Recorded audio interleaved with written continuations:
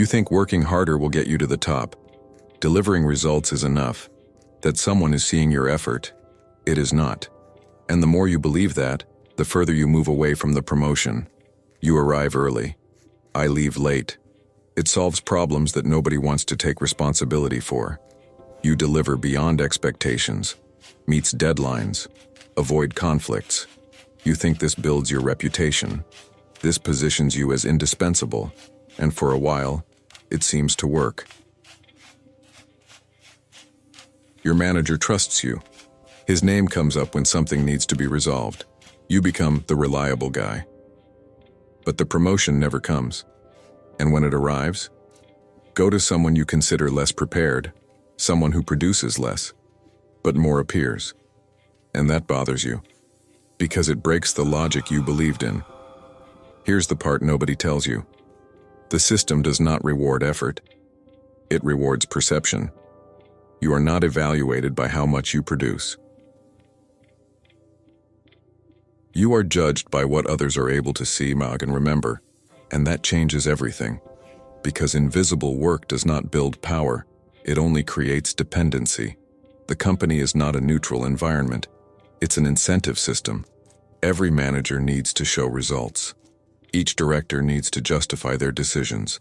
And promotions aren't meant to reward effort. They are designed to support narratives. You don't get promoted because you do a good job. You get promoted when someone is able to advocate for your promotion to another person. And that requires more than just delivery. It requires context. It requires perception. It requires politics. If no one can clearly explain why you deserve to move up, you don't go up, even though it's good. Now observe this calmly.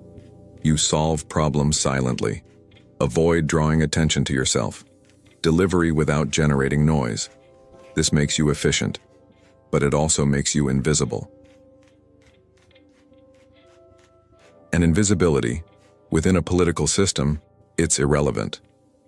Meanwhile, someone else is doing it differently.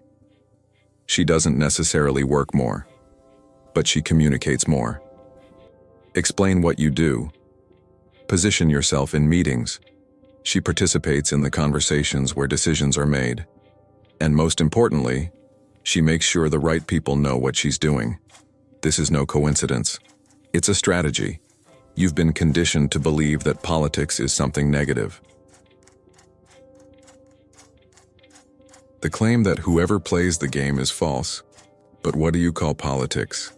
The system calls it alignment. Promotion is not just about competence. It's perceived trust.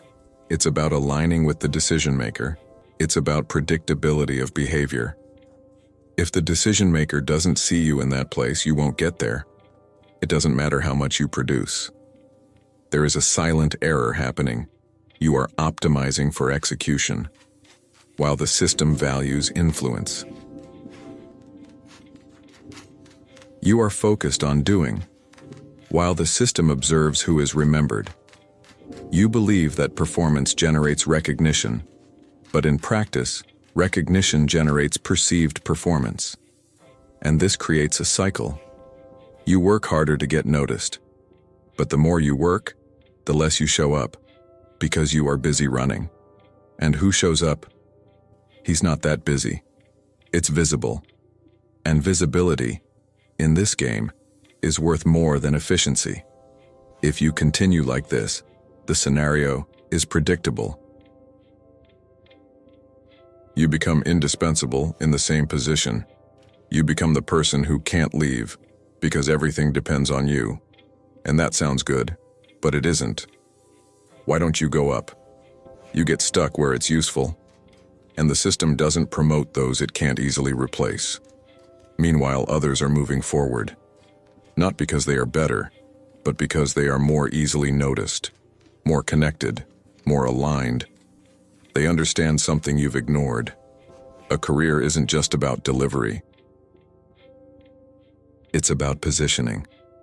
There is a difference that changes everything. You are focusing on performance, but the system operates on narrative. Performance is what you do. Narrative is how it is interpreted. And who controls the narrative?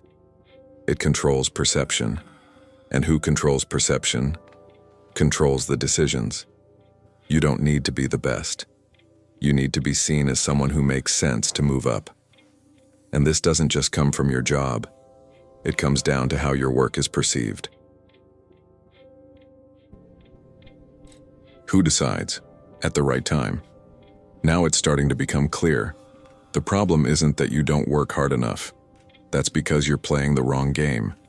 You are trying to win through the logic of execution, in a system that rewards perception and influence.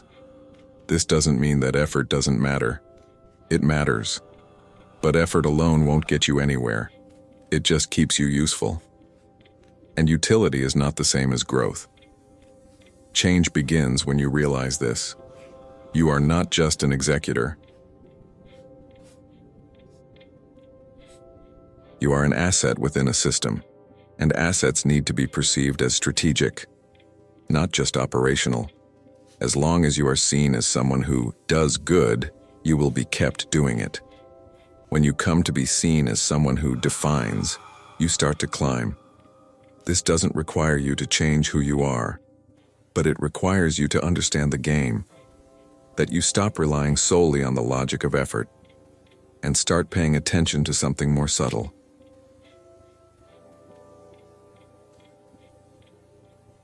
Who is being listened to? Who is being remembered?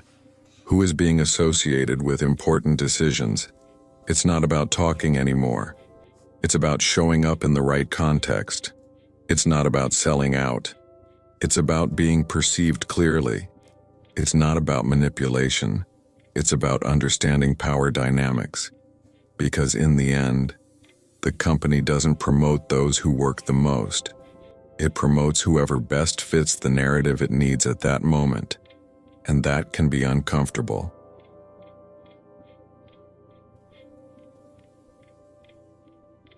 Because it breaks an old belief. But it's also liberating. Because it shows you where the game really is. You don't need to do anything more. You need to be seen differently. The problem isn't that you're not good enough. Because you were excellent in a system that doesn't reward only excellence,